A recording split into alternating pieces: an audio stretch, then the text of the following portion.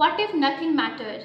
No morals, no higher purpose, no ultimate truth. Imagine waking up and realize that every belief you have had, every truth you had followed is just nothing. It's just an illusion. This is not an accident. This is a philosophy. Let's circle back to this unsettling thought. Nihilism comes from the Latin word nihil, which means nothing. At its core is the belief that life has no inherent meaning, that values and truths are all constructed. Everything is just empty. This idea haunted Europe in the 19th century. Religion was losing its authority, science was reshaping the world, and old moral structures seemed fragile. Enter Friedrich Nietzsche, the German philosopher who is often associated with nihilism. Nietzsche did not invent nihilism, but he saw it as the great crisis in Western civilization. He famously declared, "God is dead." It doesn't mean the actual death of the deity.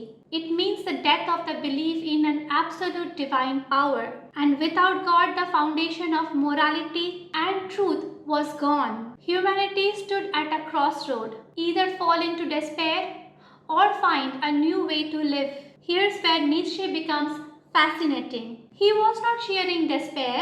He believed that nihilism was a danger, but he saw it as an opportunity as well. If life has no present meaning, then we are free to create our own. This is where Nietzsche's idea of Übermensch or an overman comes in. A figure who courageously invents beliefs, shapes destinies, and lives authentically without clinging to the illusions. But the road here is hard. Nietzsche warned of two dangers of nihilism.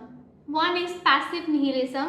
This is the collapse of apathy. If nothing matters, then why try? The next one is active nihilism, the deconstruction of old values to make way for the new ones. He wanted us to choose the second path, to use the void, not to be crushed by it. Even today, nihilism resonates. In times of chaos, war, and rapid change, when people feel that their ground beneath them is giving away, some retreats into cynicism, and others, inspired by Nietzsche, try to create new meaning out of poetry, art, love, and creativity. So back to the first haunting question. What if nothing mattered? For Nietzsche, it's not the end of philosophy.